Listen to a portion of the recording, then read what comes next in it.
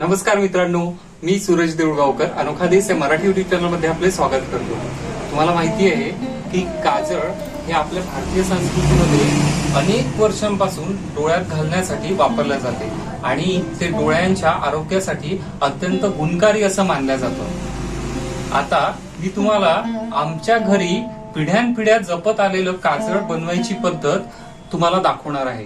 अगदी माझ्या पणजीपासून ते आज माझ्या पिढीपर्यंत म्हणजे जवळपास 5 पिढ्यांपासून जे मला माहिती आहे तेव्हापासून आम्ही हे काजळ बनवतो। ज्या पद्धतीने माझ्या पणजी, माझ्या आजी, माझी आई आणि मी जे बनवत आहे तीच पद्धत आज मी तुम्हाला दाखवणार आहे।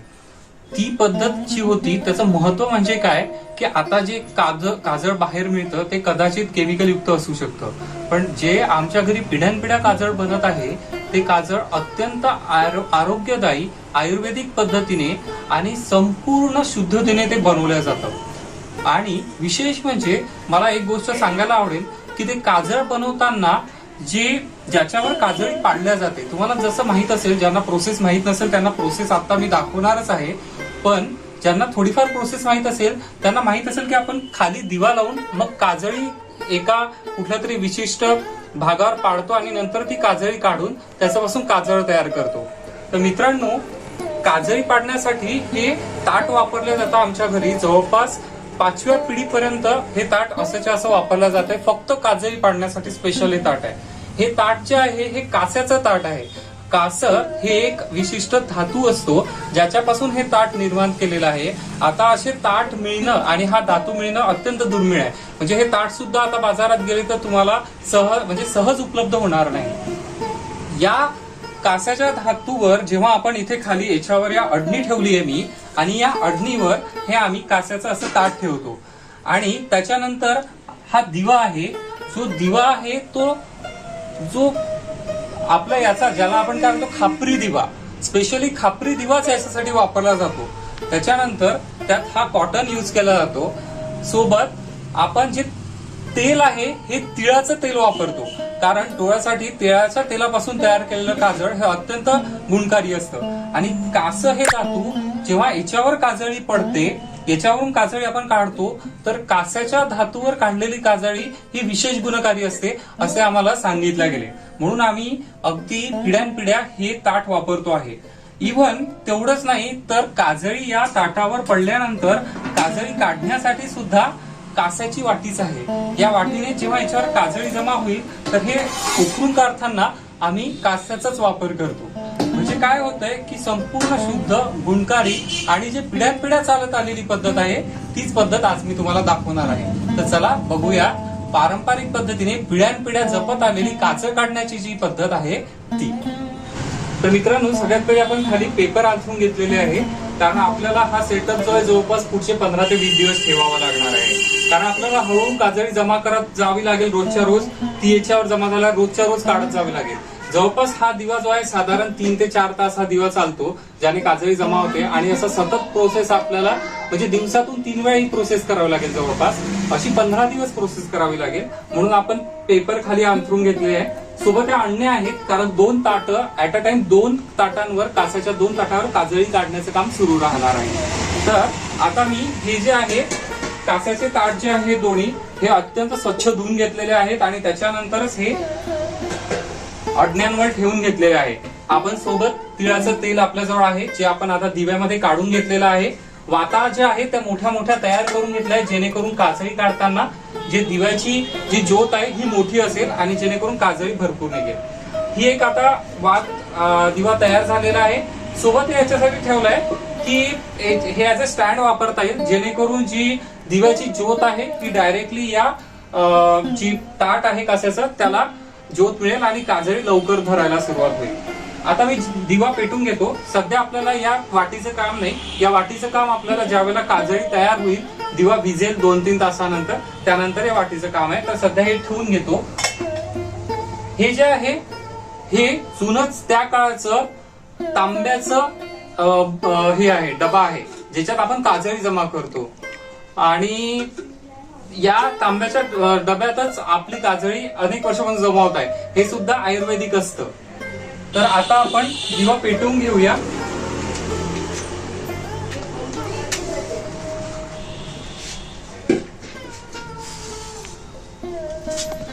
दिवा मी जेणेकरून दोन्हीकडून पेटून घेतो आहे, म्हणजे दोन्हीकडून आपली काजळी पडायला सुरुवात होईल.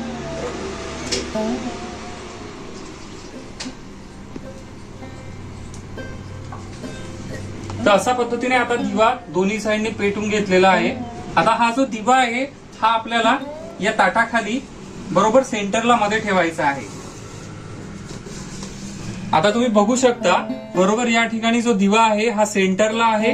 कास्याच्या ताटाला जी ज्योत आहे त्या ज्योतीतून निघणारी जी काजळी आहे ती आता धरायला थोड्याच वेळात सुरुवात होईल आणि हळूहळू या कास्याच्या ताटावर खालच्या साईडने काजळी जमा होईल.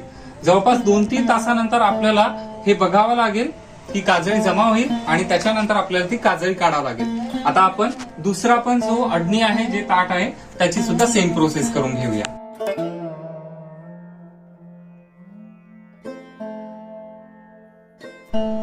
तर मित्रांनो, दिवा पेटून आता जवळपास 2-3 तास झालेले आहेत. दिवा भिजलेला आहे दोन्ही अडण्यांखालचा आणि जी काजळी आहे या कासाच्या ताटाला काजळी आता धरलेली असेल. आता आपण ती बघूया. आता मी हे ताट बघतोय तर आपण या ठिकाणी बघू शकता पूर्ण एक मोठं काजळीचा अगदी एक मोठा थर आजूबाजूला आणि मध्ये जिथे दिव्याची डायरेक्ट ज्योत होती तिथे खूप मोठी काजळी जमा झालेली आहे. आता जसं आपल्याजवळ हे वाटी आहे, ती वाटी आणि हा डबा यामध्ये आता आपण हे खरडायला सुरुवात करायचं आहे. जे मध्ये आपण सगळ्यात पहिले जो मोठा आहे ते खरडून घेऊया.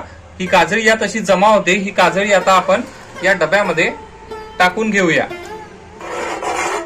बघा या ठिकाणी आता हे असे जे पूर्ण काजळी निघत आहे तुम्ही बघू शकता. हे ताट आपण आता खरडून घेतो आहे आणि ही काजळी आता अशी निघत आहे. आधीच्या काळी प्रत्येक जुन्या घरामध्ये कोनाडे असायचे. जसं तुम्हाला माहिती आहे की आधी प्रत्येक ठिकाणी वीज नसे, इलेक्ट्रिसिटी सगळीकडे नव्हती. मग त्यावेळेला या दिवाचे 2 पर्पज होते. एक म्हणजे की पर्टिक्युलर प्रत्येक जुन्या घरामध्ये असा एक डेडिकेटेड काजळीचा कोनाडा होता. म्हणजे त्या कोनाड्यामध्ये जो दिवा लावला जाई त्या दिव्याचा उजेड सुद्धा पडत असे रात्री, कारण अंधार असायचा, लाईट नसायची. मग त्या दिव्याचा उजेड पडण्यासाठी पण उपयोग आणि तो स्पेशल कोनाडा की ज्या ठिकाणी काजळी सुद्धा जमा करण्यात येत होती आणि तीच काजळी नंतर डोळ्यात काजळ भरण्यासाठी ते लोक वापरत. जर भरपूर प्रमाणात काजळी जमा होत आहे तर अशाच प्रमाणे ते डब्यात ती अलग काढून ठेवत असे. तर मित्रांनो, जसं तुम्हाला माहिती आहे की आपण काजळी कशी काढायची हे बघितलं. आता ही डबाभर आपण काजळी काढून घेतलेली आहे. पूर्ण डबा भरून ही काजळी आहे. आता आपण प्रत्यक्ष गोळ्या या काजळीच्या तयार करायला सुरुवात करणार आहे. म्हणजे जे ऍक्च्युअल काजळ जे आपण डोळ्यात घालतो ते काजळ बनवायला आपण आता सुरुवात करतो आहे. तर त्याच्यासाठी महत्वाचं आहे आपल्या जो काजळी असली पाहिजे ती आपण डबाभर काढून घेतली आहे. दुसरं, हे जे भांडं आहे यात आपण आता काजळ कालवणार आहोत. आणि तिसरं म्हणजे शुद्ध गाईचं तूप आहे. हे अगदी घरी काढलेलं शुद्ध गाईचं तूपच याच्यासाठी फक्त आपण वापरतो. आणि ही काजळी सुद्धा शुद्ध तिळाच्या तेलापासून आपण काढून घेतली आहे. तर चला सुरू करूया आता ऍक्च्युअल काजळ बनवायची प्रोसेस.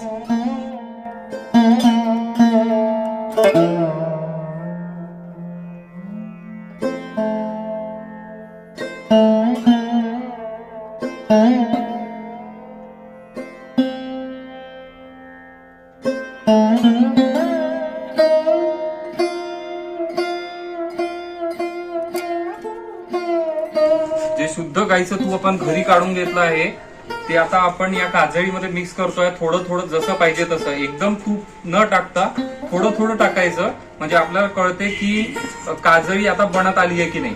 तर जसं जसं आपल्याला हाताला ते वाटतंय की आता ते कालवल्या जात आहे तसं तूप टाकायचं, थांबायचं.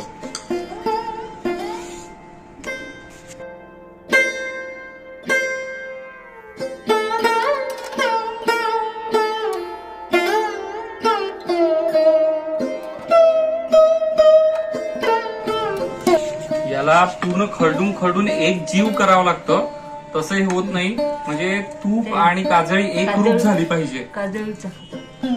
आता बघा आपल्याला काजळी तूप असं एक जीव पूर्ण एवढा डबा संपेपर्यंत ते एक जीव करत त्याला हाताने कालवत राहायचं आहे. थोडंसं तूप थोडीशी काजळी, थोडंसं तूप थोडंसं काजळी असं करत पूर्ण एकरूप झालं पाहिजे काजळी आणि आपलं घरचं गाईचं तूप.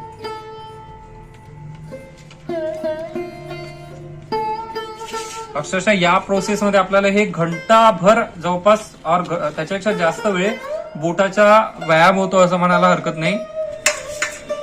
मित्रांनो, आता हे आपण अक्षरशः त्याचं आता पूर्ण वाटीत आपण पहिले थोडं थोडं करून काढून घेतलं. पूर्ण आपण जी काजळी होती ती काजळी घेतलेली आहे, सगळी यातली संपली आहे.